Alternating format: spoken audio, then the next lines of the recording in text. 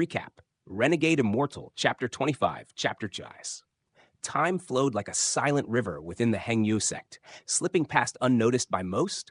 Yet for one youth, every passing moment was a trial of will and endurance.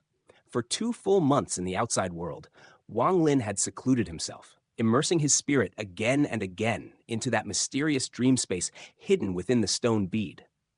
Though only 2 months had passed under the heavens, within that illusory realm, time stretched and folded upon itself, granting him the equivalent of an entire year of cultivation. 3 times each day, he would step into that strange inner world. Each entry granted him nearly 50 hours of cultivation, time that felt both abundant and suffocating. Day after day, cycle after cycle, he repeated the same rigid routine, until even the concept of time blurred into monotony. Only then did Wang Lin begin to understand something he had never grasped before. Cultivation was unbearably dull. There was no glory in it, no grand battles, no triumphant breakthroughs that shook the heavens every moment. Instead, it was a path paved with stillness, dry, repetitive, and silent. With the aid of the spiritual energy spring water, he no longer needed to eat. His body required nothing from the mortal world. Every day became a loop of breathing techniques and circulating energy. Nothing more, nothing less. He inhaled, then exhaled, 1 long breath followed by 3 short ones, over and over, endlessly. Spiritual energy flowed into his body like a slow-moving tide, yet the process felt agonizingly slow. Had it not been for the persistent image of his parents, their hopeful eyes, their expectations resting upon his shoulders, Wang Lin knew that even he might have broken beneath such relentless tedium. And yet, there was another weight pressing upon his heart. Wang Zhuo. The memory of that name flickered in his thoughts like an unextinguished flame. In just 3 months, Wang Zhuo had reached the first layer of qi condensation. Compared to that, Wang Lin's progress felt painfully inadequate. Each time that thought surfaced, a trace of dissatisfaction would stir within him. It was not anger, but a quiet, stubborn refusal to fall behind. Thus, he isolated himself completely. He rarely stepped outside, rarely spoke, rarely interacted with others. The world of the Hengyu sect faded into irrelevance, while his own narrow path became the only thing that mattered. Within the sect, Wang Lin had become nothing more than a passing joke. There were those who mocked him, those who laughed at his mediocrity. But even among them, few cared enough to pay him true attention. He was insignificant in their eyes, a shadow drifting at the edge of their awareness. Even Sun Daju, who once had reason to notice him, had nearly erased Wang Lin from his thoughts. On the rare occasion that the memory surfaced, irritation would surge in his heart, and he would force himself to forget again. Because of this neglect, and because Wang Lin always hid the stone bead carefully within his clothing before sleeping, 2 entire months passed without anyone discovering his greatest secret. During those 2 months, Wang Lin had consumed an uncountable amount of spiritual energy spring water. Whenever he felt even the slightest deficiency within his body, he would raise the gourd and drink deeply, gulp after gulp, without restraint. If Sun Daju were to witness such reckless use of spiritual energy, his heart would likely shatter from the pain alone. Perhaps he would even strike Wang Lin dead with a single palm. After all, across the entire cultivation world of the Zhao Kingdom, who could afford to cultivate in such a manner? Only a handful of ancient monsters, hidden within great sects on the mainland, possessed such luxury. They would seize entire mountains rich with spiritual energy, refining them slowly over decades, just to achieve results comparable to what Wang Lin obtained so casually through that spring water. Spiritual energy was the lifeblood of all cultivators. Though the Zhao Kingdom was not rich in it, there was still enough to sustain the sects that existed. Even so, if others were to learn how Wang Lin consumed spiritual energy as if it were common water, their hearts would ache to death. More than that, if such spring water were used in alchemy, the results would be extraordinary. Immortal pills relied heavily on ingredients, yes, but even a slight increase in spiritual energy could dramatically improve their success rate. And yet, Wang Lin used it without hesitation, without calculation, all of it for the sake of cultivation. Thanks to the boundless reservoir hidden within the stone bead, the spiritual energy within his body grew steadily, day by day, like a rising tide that knew no end. Until one day, within the dream space, something changed. As Wang Lin cultivated, he suddenly felt it. For the first time, the spiritual energy within his body was no longer vague or indistinct. He could sense it clearly, flowing through his meridians, moving in response to his breath. With each inhale and exhale, two long, white streams of energy surged from his nostrils, like twin dragons coiling through the air. Then, a strange sensation overtook him. It began as a faint tingling, then grew into something more intense. It was as though countless ants were crawling beneath his skin, while at the same time, a current of water washed through every inch of his body. His pores opened. From them, a thick black substance oozed outward, dark, foul-smelling, and heavy with impurities. The liquid soaked through his clothes, clinging to his skin like filth dredged from the deepest depths of his body. And yet, Wang Lin paid it no mind. At that moment, he had entered a state unlike anything he had ever experienced. It was as though he could see within himself, see the spring water flowing like a river, see the spiritual energy weaving through his body, slowly transforming his flesh and bones. Time lost meaning. When he finally opened his eyes, something within him had changed. A faint light shimmered in his gaze, something that had never been there before. His mind was clear. His heart? Still, not a single ripple disturbed its surface. Memories surged forward, his childhood unfolding before him like a distant dream. His father's gentle gaze when he first learned to speak, his mother's quiet encouragement during long nights of study, the expectations in their eyes when he departed for the Xianxia sect, the mocking faces of relatives, the admiration of villagers. All of it passed through his mind. And yet, he observed it all with calm detachment, as though he were no longer part of that world. After a long while, Wang Lin let out a slow breath. Bitterness flickered within his heart. At the moment he stepped into the first layer of qi condensation, he gained a faint understanding of something profound. According to the 3 stages of qi condensation, the first layer was a gate. Once opened, one would step beyond the mortal realm, cutting ties with worldly affairs, walking a path separate from ordinary life. Every cultivator experienced this realization. As for how others faced it, Wang Lin did not know, but for himself, he could sever all attachments, except one, the love of his parents. That he could not abandon. With a quiet sigh, Wang Lin brushed the dust from his clothing and rose to his feet. His eyes shone brightly as he looked around. The dream space had changed. Before, the glowing lights around him had been nothing more than indistinct radiance, something he could not understand. But now he could sense it. Spiritual energy flowed within those lights. Though he still could not see the exact paths of its movement, the difference was unmistakable. Compared to before, it was as if a blind man had suddenly gained sight. As he observed, a familiar sensation returned, the feeling of being torn apart. But this time, the pain was far weaker. No cold sweat formed. No overwhelming agony seized him. It was bearable. When Wang Lin opened his eyes again, he found himself seated upon his bed. After a moment of contemplation, he immediately opened the gourd. This time, when he looked inside, he saw it clearly. The spiritual energy within the spring water. A faint smile appeared on his face. Now that he had reached the first layer of qi condensation, he could finally perceive the spiritual energy of heaven and earth. Taking a deep breath, he suddenly noticed something. His body felt sticky. He laughed softly. According to the 3 stages of qi condensation, once one reached the first layer, the body would expel impurities. It was a necessary transformation, a cleansing of the mortal shell. Without delay, Wang Lin pushed open his door. Outside, the afternoon sun bathed the sect in golden light. His steps were swift. He exited through the east gate and made his way downstream, where the river flowed gently over smooth stones. Without hesitation, he removed his clothes and leapt into the water. The cold current embraced him. He began to scrub away the dark filth clinging to his skin, but the substance was thick and greasy, refusing to come off easily. It took a long time before he was finally clean. When he finished, he climbed onto a nearby rock and lay back, letting the warmth of the sun dry his body. As he rested, a memory surfaced in his mind. Within the 3 stages of qi condensation, there was a technique, the attractive force technique. It was one of the most basic immortal arts, something any cultivator could use upon reaching the first layer of qi condensation. 500 years ago, the Xianxia sect had unified the Zhao kingdom, Though it had since declined, it still retained many immortal techniques. Every disciple would eventually be sent to the scripture library to select a technique. Most elders, however, recommended sword cultivation. Sword cultivation focused everything upon the blade. Though it became difficult in the later stages, it was powerful in the early phases and easy to control.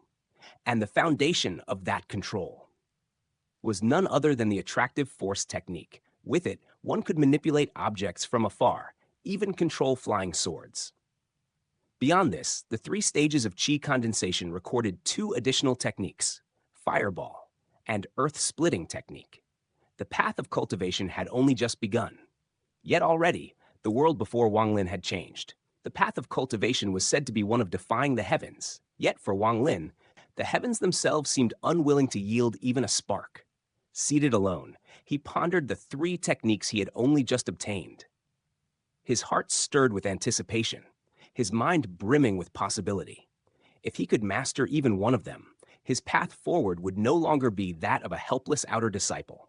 With a deep breath, he raised his hand and formed the seal for the fireball technique. His fingers moved with precision, his gaze sharpened with focus. Yet when the final gesture was completed, the world remained still. No flame, no heat. Not even the faintest ember responded to his call. Silence lingered. Wang Lin's expression darkened slightly. He tried again and again. Time slipped by like drifting clouds as he repeated the process countless times.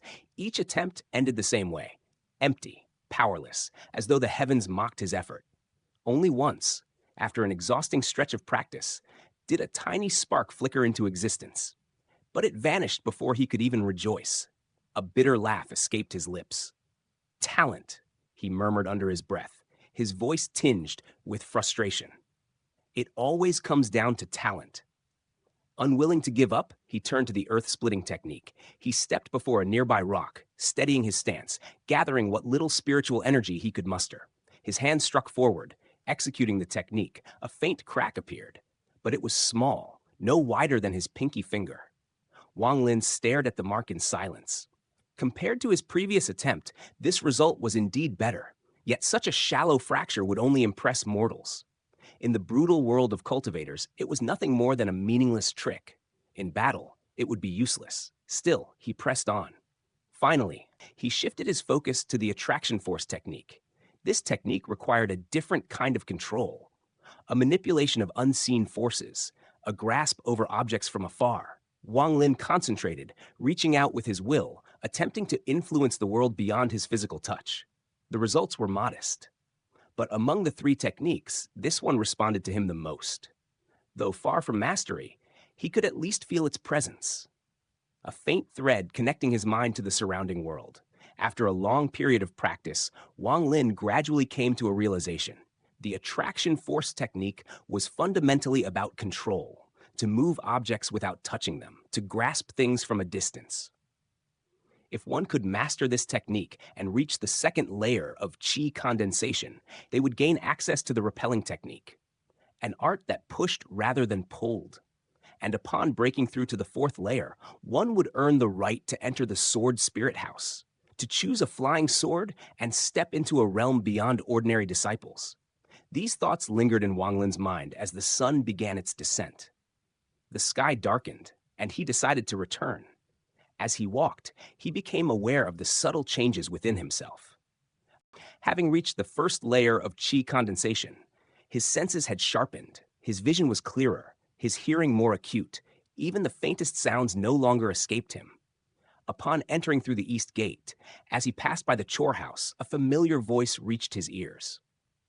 "Brother Liu, when you first arranged for me to gather firewood, you said 100 pounds would be enough to finish the task. Why is it 1,000 pounds now?" Wang Lin slowed his steps. "I, Zhang Hu, am not new here. Over these past few years, I've done much to please you. Do you really want to force me out of the sect?" A cold voice replied from within the room. "Zhang Hu, don't twist the truth. It's almost the end of the year. Even your brother here hasn't had it easy. But you, instead of working, you come here to complain." The tone grew sharper. "When I delivered your firewood to the pill house, I was scolded. So I checked it myself. You little bastard." In those 100 pounds of wood, there were at least 30 pounds of water. Zhang Hu's voice rose with anger. That's impossible. You're falsely accusing me. A brief pause, then his voice turned sharp with accusation. Wasn't it because a few days ago I saw Zhao Fugi give you an immortal talisman, so you assigned him an easier task? What's the big deal? Among the honorary disciples, who doesn't know how you act? His anger boiled over. You want to force me out of the Hengyue sect? You really fucked up this time, you bastard. I'm done with this. I'll report everything to the elders. Silence. Then, Zhang Hu, you forced me to do this. The coldness in Lu's voice deepened like an abyss.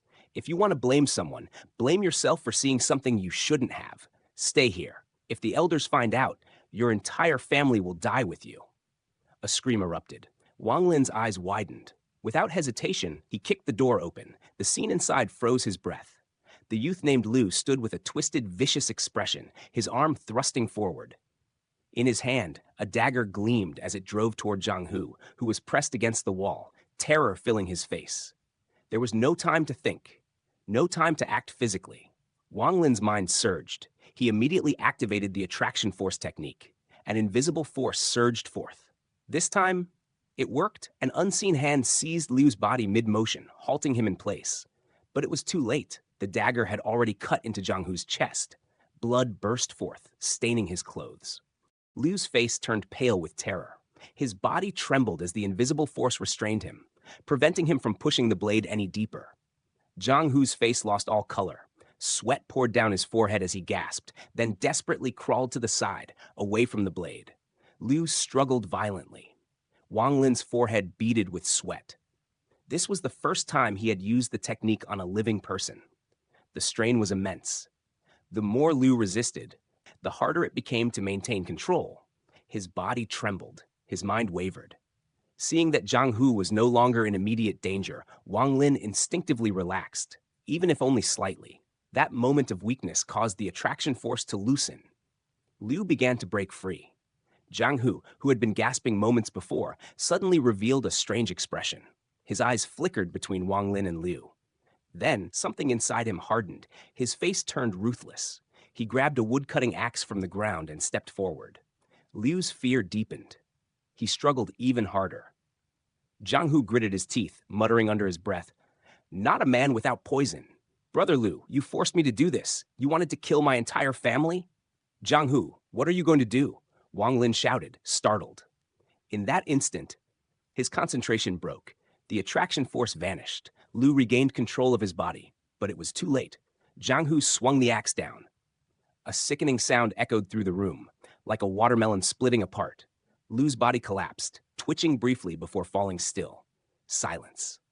The axe slipped from Zhang Hu's hand, clattering to the floor. He stared at the corpse, his expression tangled with shock, fear, and something darker. Wang Lin stood frozen. This was the first time he had witnessed such a bloody scene. Time seemed to stretch endlessly. At last, he spoke, his voice unsteady. "Zhang Hu, you?" Zhang Hu slowly lifted his head. His face was twisted, grim. "Wang Lin, you saw everything," he said, each word heavy. "I didn't want to kill him. If it weren't for you, I would have been the one dead. He forced me to do all this." Wang Lin fell silent. He had never imagined things would end like this. Zhang Hu took a deep breath, forcing himself to calm down. Determination gradually replaced the chaos in his expression. He crouched beside Liu's corpse and began searching it. Soon, he pulled out a bag of holding. Inside were hundreds of talismans, items commonly used by honorary disciples to visit their families. Along with them, a thread-bound booklet.